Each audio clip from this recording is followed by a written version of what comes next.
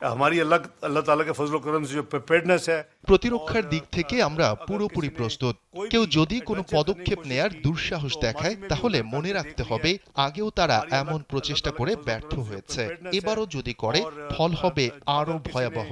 कोई भी एडवेंचर करने की कोशिश की तो माजी में भी उन्होंने करके देख लिया है, उनको जो हशर हुआ उससे बुरा हशर होगा। हमारे पास ऐसे शवाहिद मौजूद हैं कि श्रीनगर में कोई फॉरेन नेशनल्स रिसेंटली आए हैं, उनके पास हैवी इक्विपमेंट है।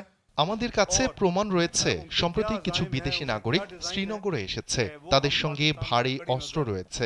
তারা কি পরিকল্পনা করছে তা আমরা কঠোরভাবে পর্যবেক্ষণ করছি। পাকিস্তানি গোয়েন্দা সংস্থার তথ্য অনুযায়ী আমরা জানি যে ভারতীয় গোয়েন্দা সংস্থা তাদের সমর্থন দিচ্ছে। স্যান্ডেলিনা সো, রূপচর্চায় আভিজাত্য। এবং ওই বিদেশিরা আইইডি বিস্ফোরক রফতানির প্রচেষ্টা চালাচ্ছে।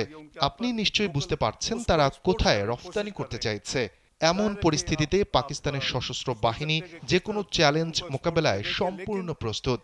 कोई भी चैलेंज अगर पाकिस्तान को किसी भी हवाले से होगा तो उसके लिए अल्हम्दुलिल्लाह हमारी फौज पाकिस्तान मुकम्मल तौर पर तैयार हैं।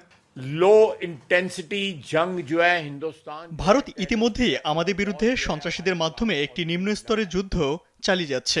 যদি তারা এই যুদ্ধের মাত্রা আরো বাড়াতে চায় তবে আমরা তাতেও প্রস্তুত। আমাদের ভূখণ্ড ও নিরাপত্তার প্রশ্নে আন্তর্জাতিক চাপের সামনে মাথা নোয়ানোর প্রশ্নই আসে না। अपने मुल्क की हिफाजत के लिए किसी इंटरनेशनल में प्रेशर में आने वाले नहीं है। हमने बड़ा कैटेगोरिकली जो है ये कंडेम किया है। আমরা এই হামলার স্পষ্টভাবে নিন্দা জানাই। পাকিস্তান বিশ্বজুড়ে সব ধরনের সন্ত্রাসবাদের বিরোধিতা করে, সেটা ভারতে হলেও কোনো দ্বিধা ছাড়াই বিরোধিতা করে। মনে রাখতে হবে পাকিস্তান ইতিহাসে সবচেয়ে বেশি সন্ত্রাসবাদের শিকার একটি দেশ। तारीख में अगर टेररिज्म का निशाना बना है तो पाकिस्तान। अगर हिंदुस्तान जो है उन्होंने ऑफिशियली अभी कोई पाकिस्तान का नाम नहीं लिया, लेकिन अगर वो যদি পেহেলগাম হামলা নিয়ে ভারত আনুষ্ঠানিকভাবে পাকিস্তানকে দায়ী করে, যদিও এখনো করেনি, তবে আমরা উপযুক্ত জবাব দেব।